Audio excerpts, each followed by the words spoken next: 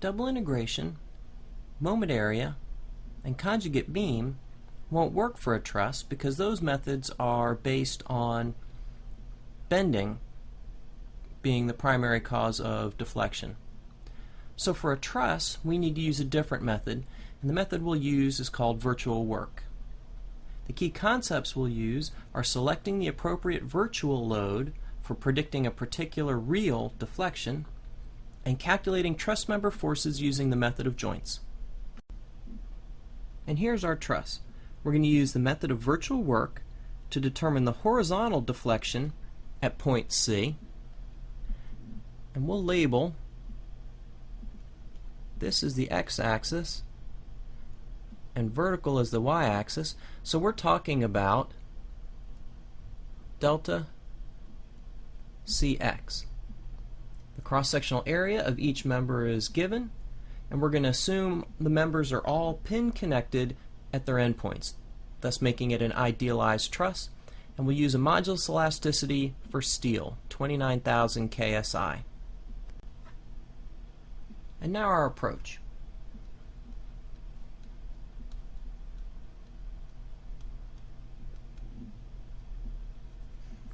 First, we will approximate the answer.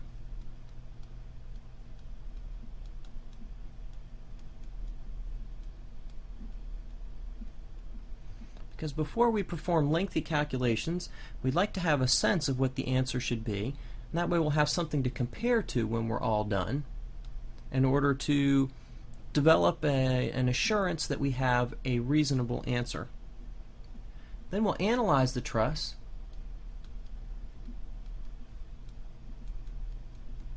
being acted on with the real loads,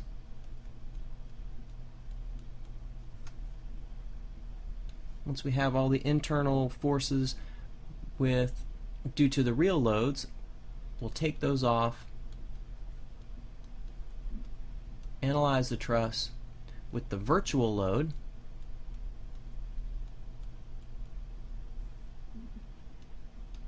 then once we have all those internal forces, we're ready to predict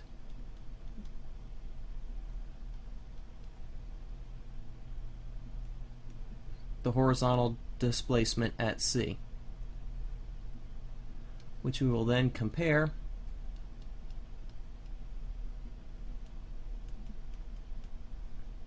with our approximation.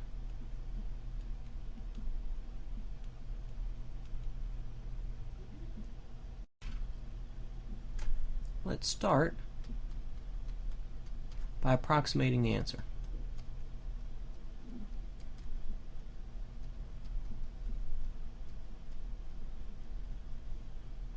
And to do that, we're going to make some assumptions.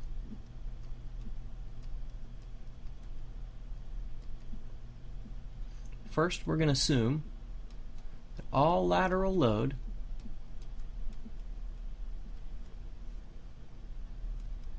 is carried in the diagonal member.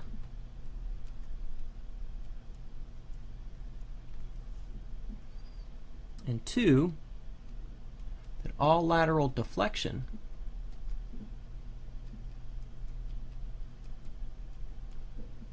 which we call drift, by the way, is due to change in length of the diagonal member.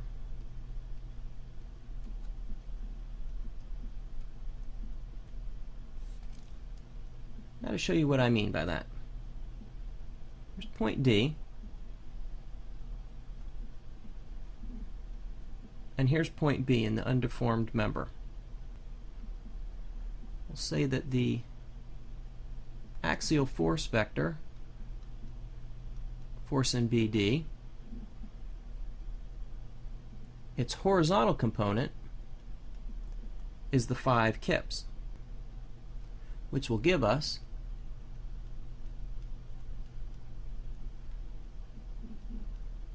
three-fifths, because this is a 3, 4, 5 triangle. So 3/5 times the force in BD is 5 kips. So the force in truss member BD is 8.33 kips.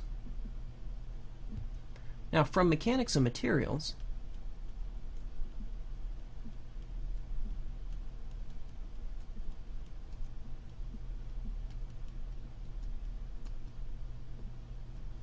we saw that the change in length of this truss member is the force in the truss member times the length of the truss member over AE, which will be 8.33 kips through a length of 5 feet, which will convert to inches. Cross-sectional area of this truss member is 1 inch squared.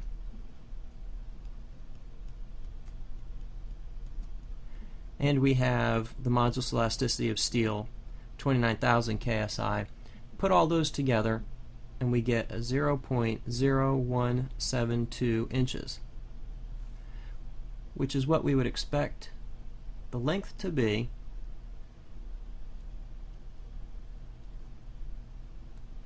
once the piece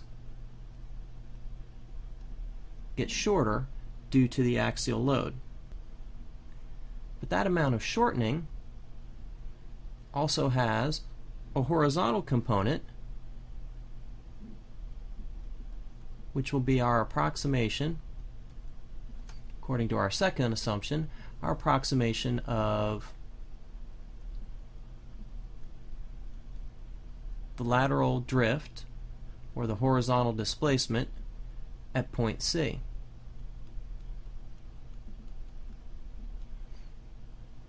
And that will be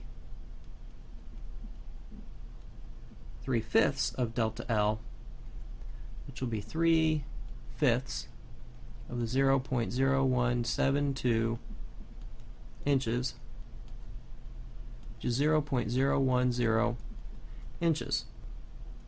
Now, since this ignores all other contributions to drift,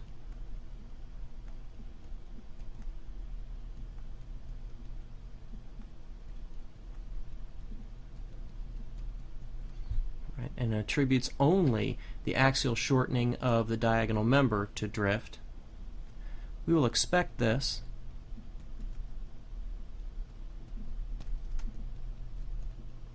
to be an underestimate.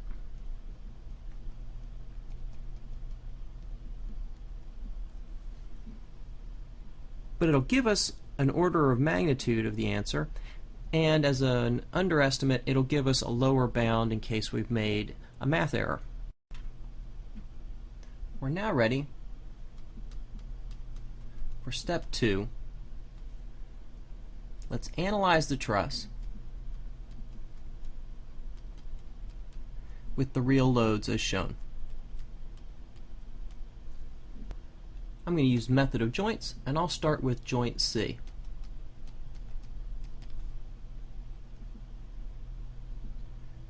We have the 5 kips applied lateral load, the unknown force in member CD, and the unknown force in member BC.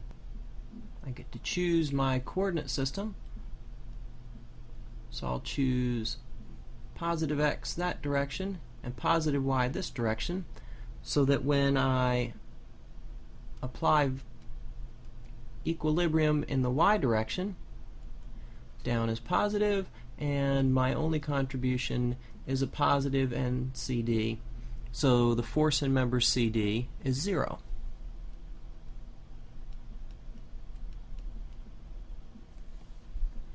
And I'll sum forces in the x direction, and to the left will be positive. So we have the force in member BC minus the 5 kips. The force in member BC is a positive 5 kips.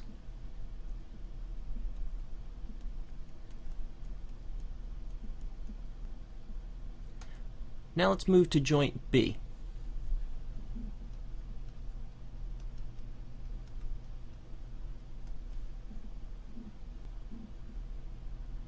We have the 2 kip downward load, the force in member BC, positive 5 kips, the unknown force in member AB, and the unknown force in member BD. This time I'll label my X in this direction and Y in that direction, and note that we have a 3, 4, 5 triangle that describes the trajectory of the force in member BD. So let's sum forces in the X direction.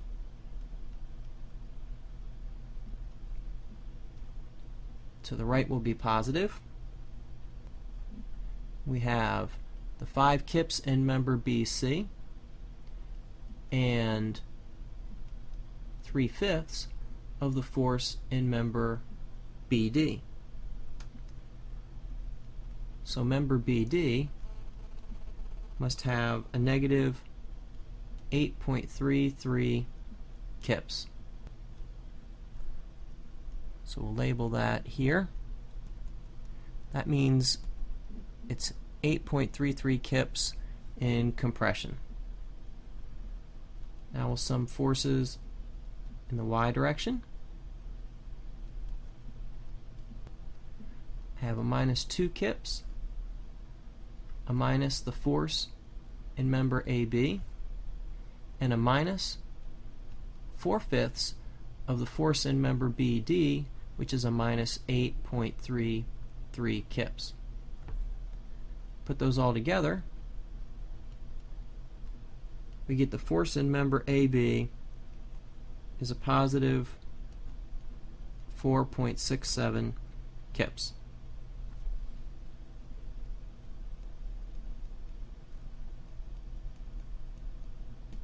So it is in tension. Step 3,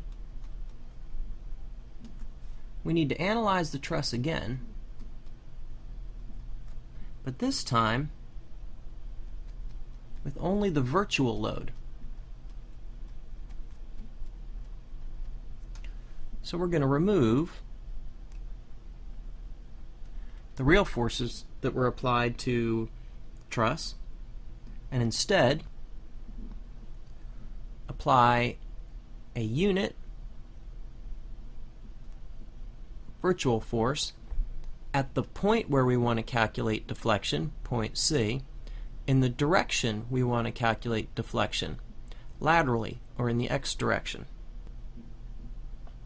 So again, I want to use method of joints, and I'll start with joint C, where we have the virtual force applied to the right, the unknown in BC, and the unknown in CD. I will choose down as my positive y-axis and to the left as my positive x-axis, and we'll sum forces in the y direction first. And our only contributor is the force in member CD.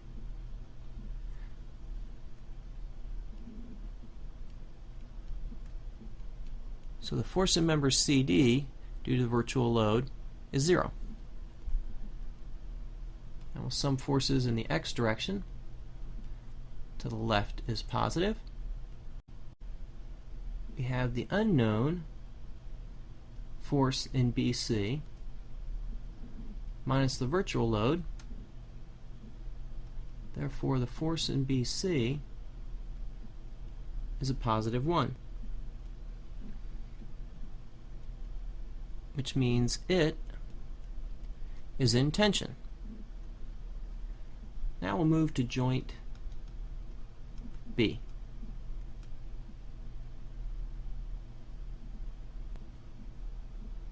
Where we have the force in member BC, the unknown in member AB, and the unknown force in member BD. We'll choose x direction to the right, and positive y is up in this case. And again, note that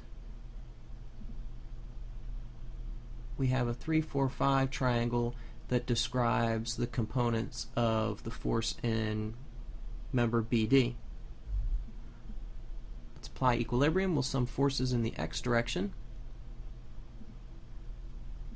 Positive is to the right. We have the applied, or not the applied unit load, but the force in member BC, which is 1, to which we add the horizontal component, 3/5, of the force in member BD. So the force in member BD is a negative 1.67.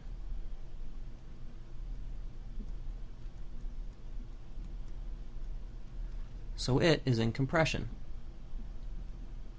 Now we'll sum forces in the y. Up is positive.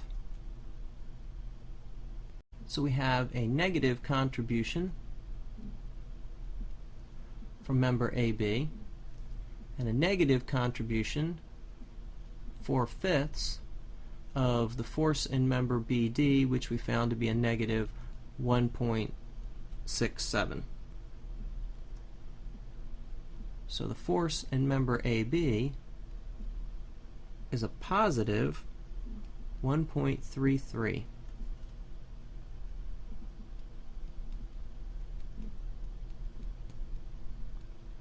So it is in tension. We now have all the information we need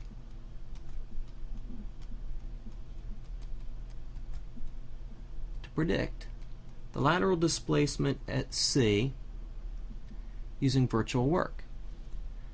And so that quantity we're looking for is right there.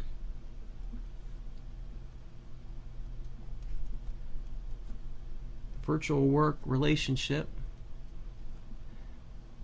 says it's the internal force, internal loads due to the virtual force times the internal loads due to the real loads, the length of the member over AE, and we figure out that quantity for each piece of the truss, sum it up for all of them. So let's start with member AB. The internal force due to the virtual load is a positive 1.33, and the internal force due to the real loads is a positive 4.67 kips. So we have 1.33 times 4.67 kips times the length of member AB, which is 4 feet, and we'll convert that to inches. All of that divided by the area of member AB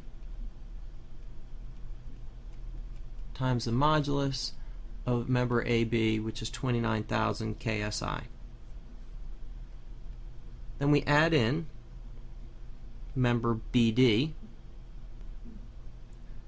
We had an axial in BD due to the virtual load of negative 1.67 and an axial due to the real loads of negative 8.33 kips. So the negatives will cancel, in this case. The piece is 5 feet long. Convert that to inches, divided by the cross-sectional area, which is 1 square inch, times the modulus of elasticity, 29,000 KSI. Now member BC. We found that the axial force in BC due to the virtual load is +1, and the axial force due to the real loads is +5 kips. So we have the 1, the +5 kips, times the length, which is 3 feet, converted to inches, divided by the area, 1 inch squared, times the modulus of elasticity, 29,000 KSI. Our last piece is CD, which had no axial force when the virtual force is applied, nor did it have axial force when the real loads were applied. But I will write out the term so that we can see its contribution is 0.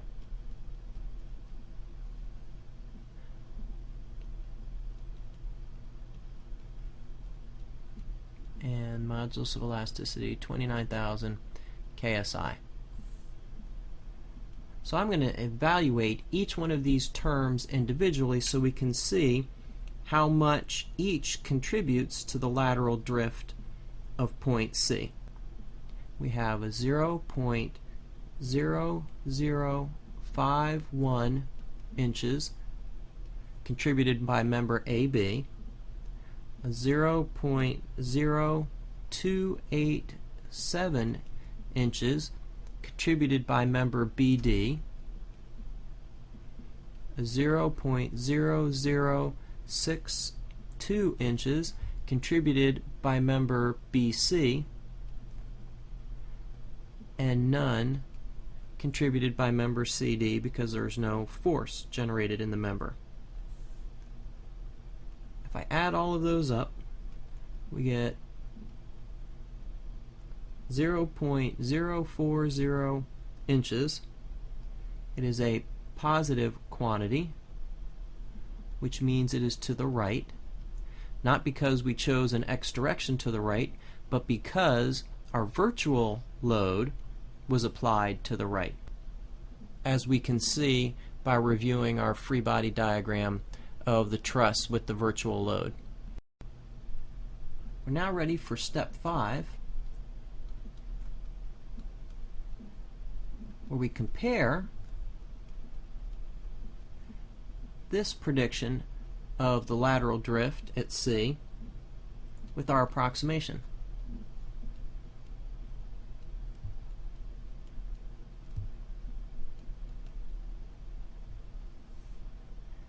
And if we look back, our approximated value was 0.010 inches,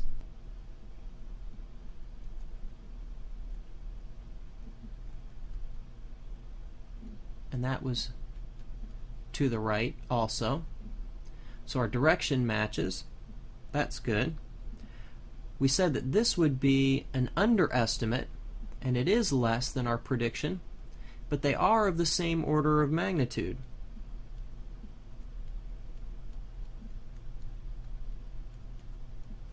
So it compares well. Now, a common mistake in the virtual work method is forgetting to convert from feet to inches for the calculations in this step, step 4. If we had done that, our answer would have been correct, but in units of feet. If we had not recognized that this was supposed to be in units of feet and instead had thought that number 1/12 smaller and inches, this would have been an indication that we made a mistake, because we knew this was the lower bound to our solution. Now let's go back and review our process. We started by making an approximation of the answer so that we'd have something to compare against our more detailed calculation in order to establish that it was a reasonable result. And the simplifying assumptions we made were that all lateral load is carried in the diagonal member, which turned out to be true. And our other assumption was that all lateral deflection was due to the change in length of the diagonal member, which was not true, but gave us a good baseline to work from, an underestimate of the answer, but it gave us also a sense of the order of magnitude of the solution we could expect. Our next step was to determine the axial force in each member of the truss due to the real loads. We used method of joints to get those quantities. Then we needed to take the real loads off the structure and apply the virtual force of magnitude 1 at the point where we wanted to calculate deflection, C, in the direction we wanted to calculate deflection, laterally. We then used method of joints again to find all of the internal forces. We then combined all of those results to predict the lateral drift at point C, and we did so by calculating the components of the drift caused by strain energy absorbed in each part of the structure. The diagonal definitely contributes the most in this particular problem, but there's non-negligible contributions from two of the other members as well. We then compared our prediction with our approximation, found that it compared well. Great job!